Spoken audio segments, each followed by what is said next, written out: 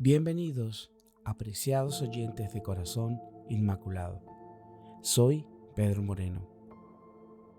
Qué misterioso designio guió la venida de Cristo a este nuestro mundo terrenal.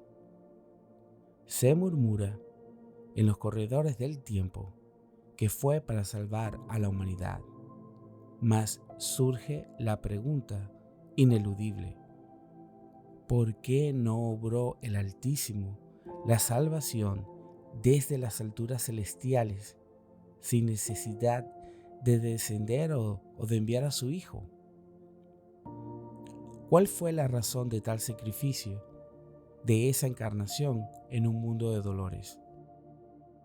¿Por qué elegir venir y morir en una cruz, atravesado por el tormento y desangrado? Un final marcado por una atrocidad sin nombre. ¿Qué propósito profundo y oculto se esconde tras esa decisión divina de abrazar un sufrimiento tan extremo, tan incomprensible a la mente humana? Estas preguntas, que resuenan a través de los siglos, nos invitan a una profunda reflexión sobre la naturaleza del sacrificio divino, sobre el misterio insondable de un Dios que elige el camino del dolor extremo como vehículo de redención. Es un enigma que desafía la comprensión, una paradoja que se entreteje en el tapiz de nuestra fe. Les invito a meditar con nosotros. Comencemos. En el nombre del Padre, del Hijo y del Espíritu Santo. Amén. Oh Señora mía, oh Madre mía, yo me ofrezco todo a vos, y en prueba de mi filial afecto, os consagro en este día mis ojos, mis oídos, mi lengua y mi corazón. En una palabra, todo mi ser, ya que soy todo vuestro. Oh Madre de bondad, guardadme y defendedme como cosa y posesión vuestra. Amén.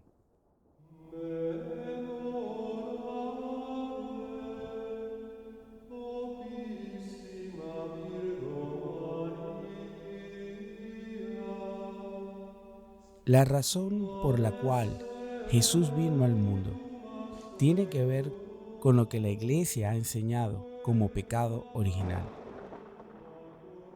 Cuando Adán y Eva, los progenitores de nuestra raza, sucumbieron ante la tentación, perpetraron así el primer desliz, aquel pecado original, imborrable y perenne.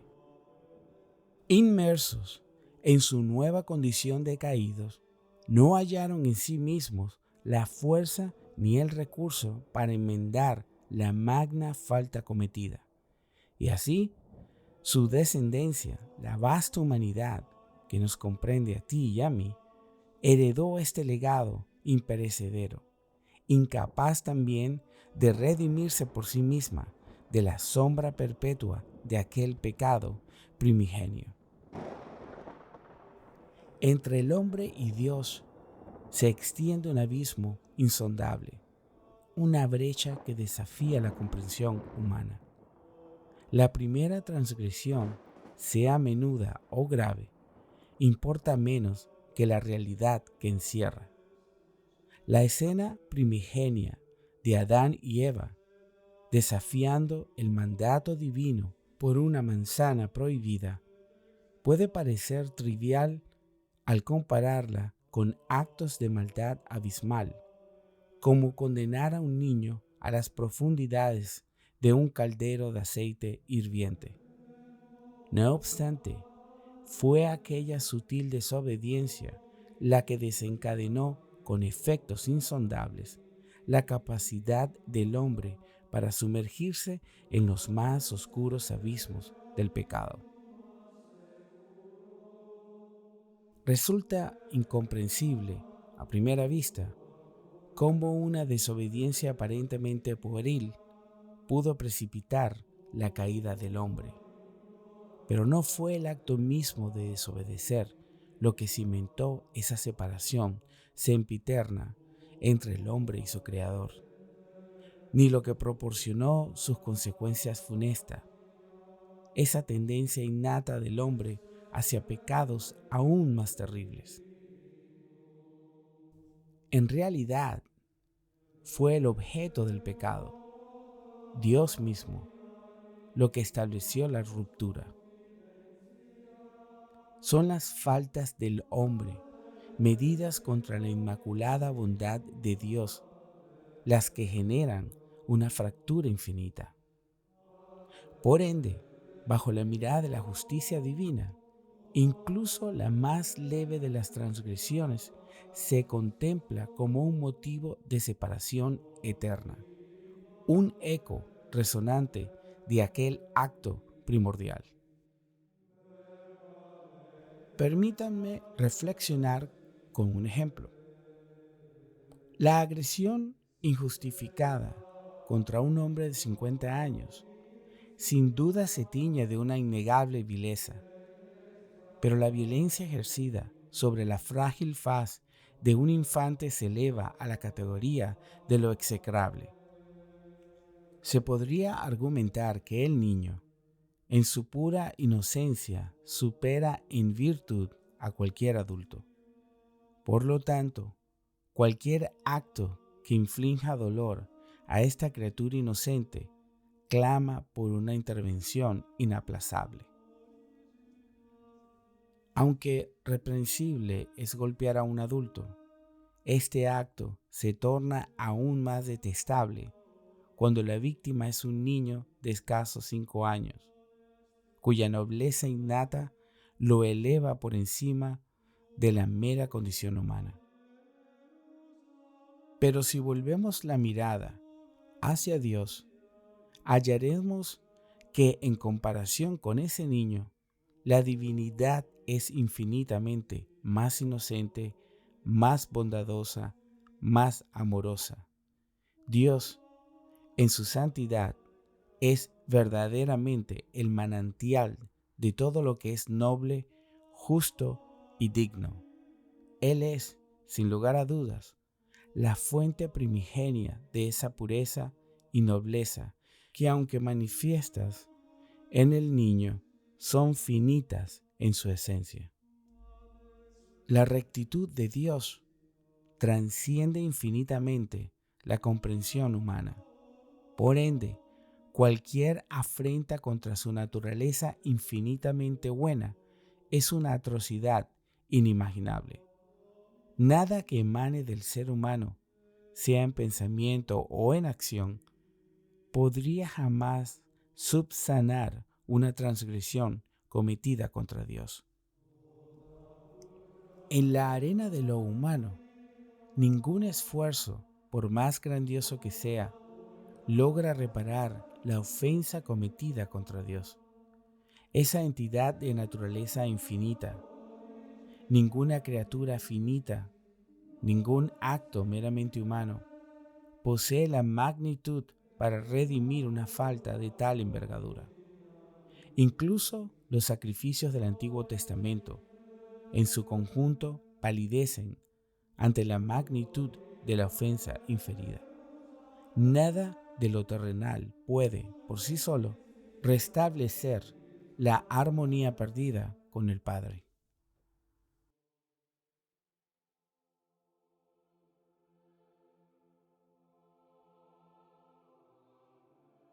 Si estás disfrutando de este episodio, te invito a hacer clic en me gusta y a suscribirte, porque cada clic cuenta.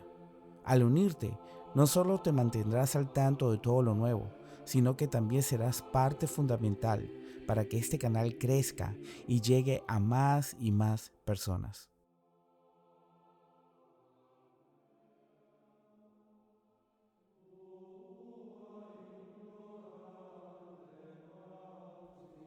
La capacidad humana se encuentra limitada, eternamente incapaz de enmendar una ofensa contra Dios mediante sus propios medios. Solo un acto divino podría gestar el contexto adecuado para subsanar esta separación infinita. En un gesto que desafía los límites de lo imaginable, Dios mismo, en su encarnación como la segunda persona de la Santísima Trinidad, consumó el prodigio de hacerse hombre para ofrecerse a sí mismo como víctima de un sacrificio expiatorio, destinado a revertir la transgresión de Adán y Eva.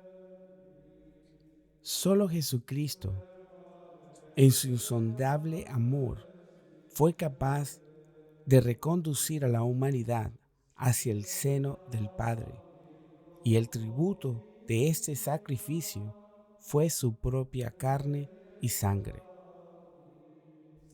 Cristo, en su dualidad sagrada y regia, no solo ejerció el papel de sacerdote ofreciendo a la víctima, sino que Él mismo se convirtió en la ofrenda. Él es el Cordero inmolado para el Padre Celestial, el verdadero Cordero de la Pascua. Su sacrificio, imbuido de un valor incalculable, trasciende cualquier comprensión terrenal. Tiene el poder de sanar efectivamente esa brecha infinita creada entre Dios y el hombre, debido al pecado original y a los demás pecados que han seguido. ¿Cuál fue entonces el divino propósito del descenso de Jesús a nuestro mundo terrenal? Fue en esencia para redimirnos, para comprar nuestra salvación al precio de su propia existencia.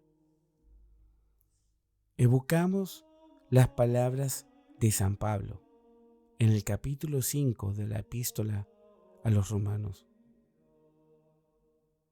De la misma manera que una sola falta precipitó la condenación sobre la humanidad, así un único acto de justicia divina abrió la senda hacia la justificación y la vida para todos.